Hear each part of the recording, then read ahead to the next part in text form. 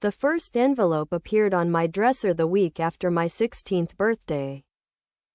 A stark white rectangle lying amidst the confetti of birthday cards and the lingering scent of celebration cake. It was out of place. An officious intruder in my sanctuary of childhood remnants, faded band posters.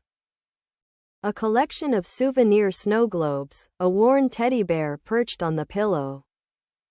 My name was written on the front in my mother's elegant, looping script. The kind of penmanship that belonged on wedding invitations. Below it, a single, chilling word was inscribed: rent. A cold knot tightened in my stomach. I picked it up. Inside was a simple note. Asterisk for your share of household expenses. Due on the 1st. $200. The walk to the living room felt like a mile. My father was ensconced in his worn leather armchair, the throne from which he dispensed family law, his face hidden behind the business section of the newspaper. My mother was on the floral print sofa, her hands busy with a needlepoint canvas of a pastoral scene. The scene was a portrait of domestic calm, soon to be shattered. Mom? Dad? My voice was a timid thread. What is this? My father lowered the paper slowly, peering at me over the rim of his reading glasses. His expression was not unkind, but it was detached. The look he reserved for discussing utility bills or car maintenance. It's your contribution, sweetheart. You're 16 now. You have a job. It's time you learned about responsibility.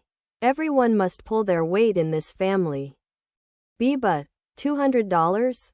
I stammered, the figure feeling astronomical. That's almost all my money from bagging groceries. It's a very fair rate, my mother said, not looking up from her stitching.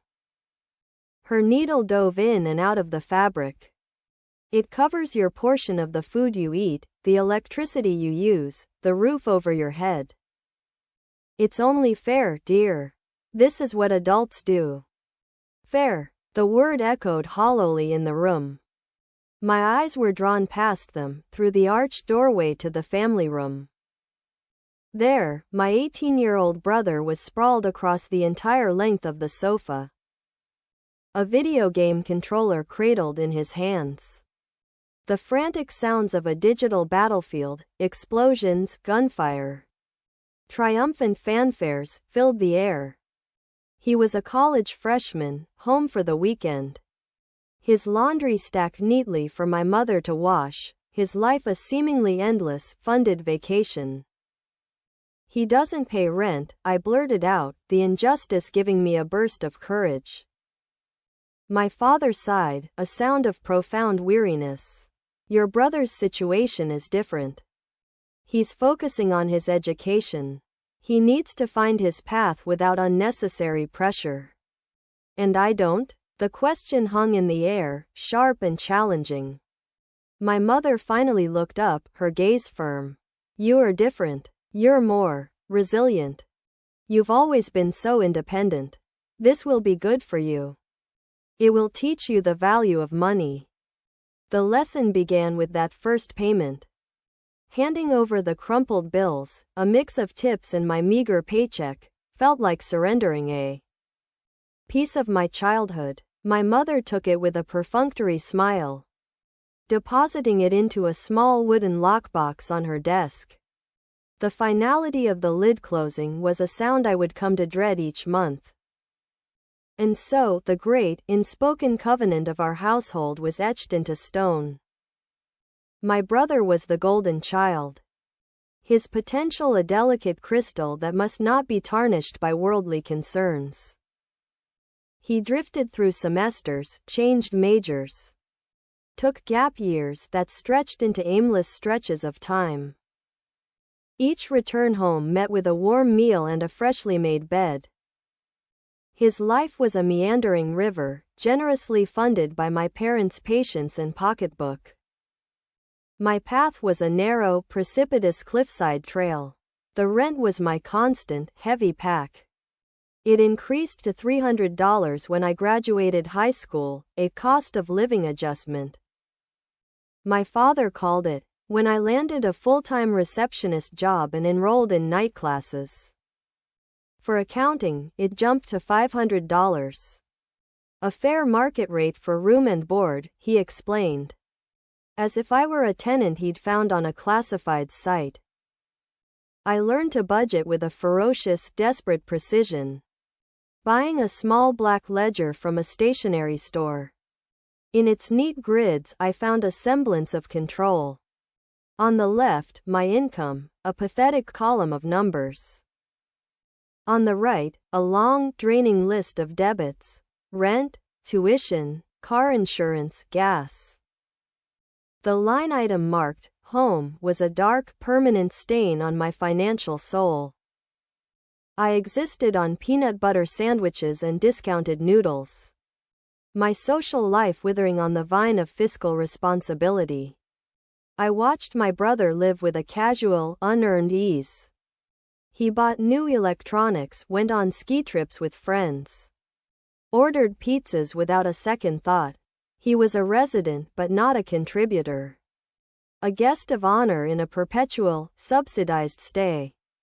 One evening, after a particularly grueling week of exams and work, I found him in the kitchen, devouring the last of the leftovers I had been counting on for lunch the next day.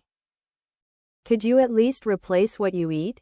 I snapped, my exhaustion fraying my nerves. He looked up, genuinely baffled. "Mom and Dad buy the food. I buy my food," I shot back, my voice trembling. "I pay $500 a month for the privilege of sharing a bathroom with you."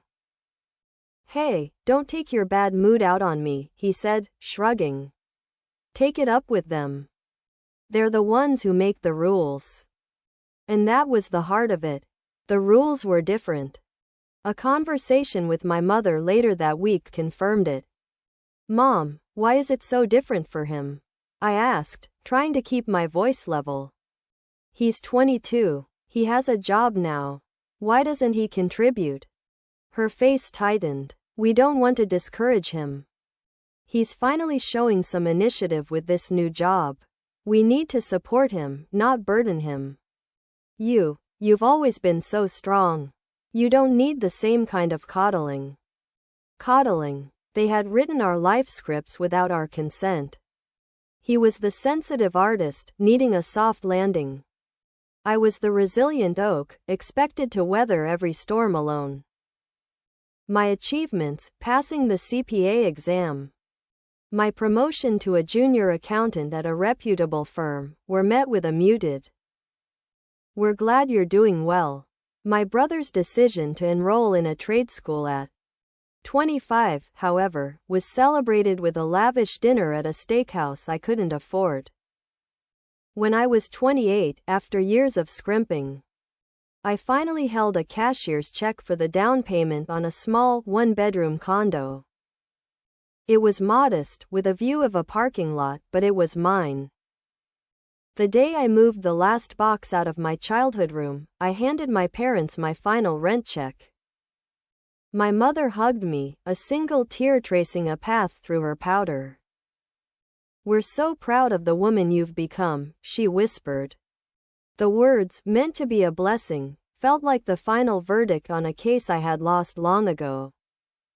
I simply nodded, the weight of 12 years of payments, a sum that could have been a robust investment portfolio, sitting like a tombstone in my chest.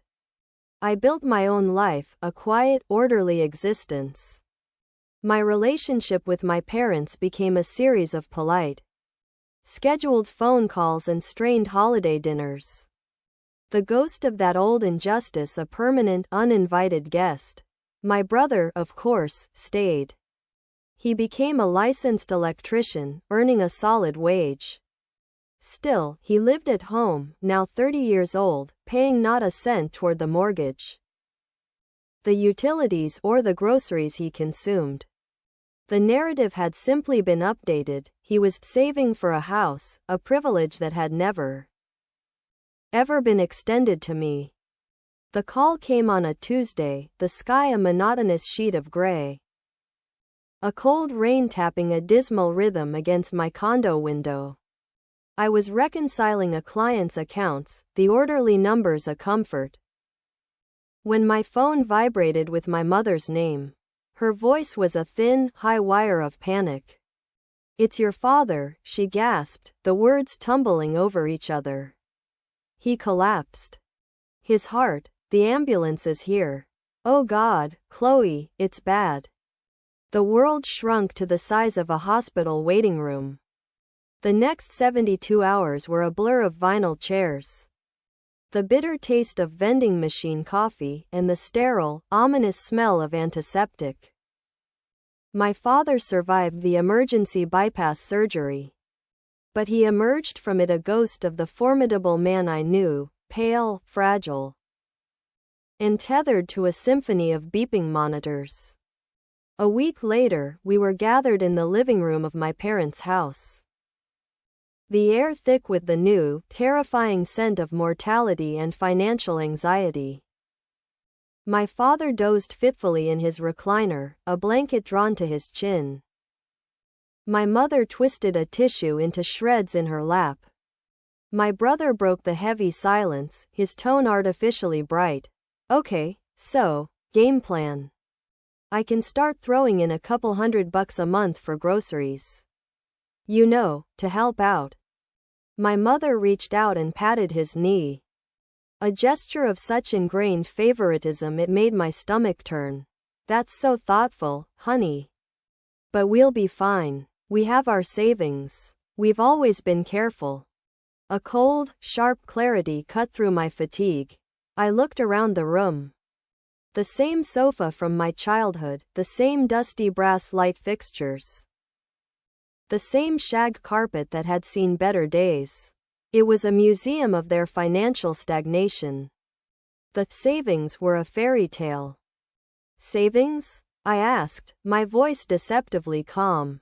"What savings, Mom?" She waved a dismissive hand, her eyes avoiding mine. "Oh, you know, the retirement fund. It's not a fortune, but it'll see us through." "And the money I paid you?" The question landed in the center of the room like a grenade. "It's pin-pulled. For 12 years. The rent, you said it was for household expenses. That must have added up to a significant cushion. Tens of thousands of dollars." The room froze. My brother stiffened, his eyes wide with a deer in the headlights panic. My mother's face flushed a deep, blotchy red. She looked helplessly at my sleeping father. "Chloe, that was a long time ago," she stammered. "That money was spent. It helped keep a roof over your head." "A roof that was freely given to him," I said, my gaze nailing my brother to his seat. "For 30 years. So, while my money was being spent, his was being saved." "Where is it? Show me the bank statement for the account where you've been stashing all the money you didn't charge him." The silence was absolute, a vacuum that sucked all the sound, all the hope, from the room. There was no account. There was no cushion. The truth was laid bare. The tens of thousands I had paid had simply dissolved into the daily grind of their lives, spent on the very gas, electricity, and food they'd claimed. While my brother's entire income, untouched by household burdens, remained his to hoard or spend. They had subsidized his life, his freedom, his future, with a combination of their own labor and mine. And in doing so, they had engineered their own financial ruin. The seed of an idea, cold, meticulous, and born of a decade of silent resentment, began to unfurl in my mind. It was time for a full, unflinching audit. I didn't yell. I didn't cry. I returned to the serene order of my own home, to the clean lines of my desk and the soft glow of my computer monitor. Here, in the kingdom of numbers, there was no favoritism, no emotional manipulation. Here, there was only truth. I opened a new spreadsheet, titling it with Cold Professionalism, Family Financial Analysis. A comparative study. First, I built the case against my brother. I created a ledger spanning from his 18th birthday to his present age of 30. I was determined to be scrupulously, brutally fair. I didn't use inflated metropolitan rents. I researched the average market rate for a single room in a shared house in our parents' suburb. For each of those 12 years, building a formula that adjusted for documented inflation. I then added a fair, proportional share of utilities, electricity, water, gas, internet. I estimated a monthly grocery contribution, again, using conservative, below-average figures. I was a CPA, my weapon was impeccable accuracy. I ran the formula. The final figure that populated the cell was so large it seemed to pulse on the screen. It was a number that represented a fully funded retirement account. A clear path to homeownership, a safety net that could have caught them all. It was the quantifiable cost of his free ride. Next, I created my own ledger. Age 16 to 28. I didn't need to estimate, the numbers were etched into my memory. $200, escalating to $300, then $500. I input every payment, for every month, for 144 months. The total was substantial, a sum that had dictated the austerity of my youth. But it was still a fraction, less than half, of what my brother's freedom had cost. But I wasn't finished. This was about more than cash flow, it was about stolen futures.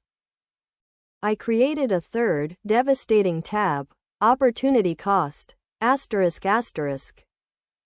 took the total sum I had paid them and modeled what would have happened if that money had been invested in a simple, low-cost S&P 500 index fund for those 12 years. I charted the power of compound interest, the silent, relentless growth of money that works, a fundamental force that had been systematically denied to me because I was forced to pay for my keep as a child and a young adult.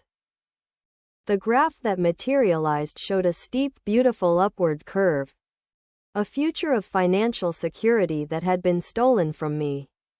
Finally, I prepared a summary page, a family balance sheet designed for maximum, brutal clarity.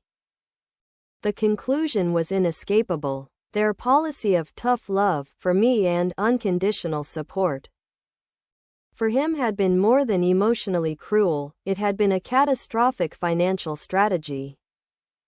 A Ponzi scheme of familial affection where I was the sole investor and my brother was the beneficiary. They had drained a productive asset to continuously fund a consuming liability. And in the process, had bankrupted their own retirement and handicapped my start in life.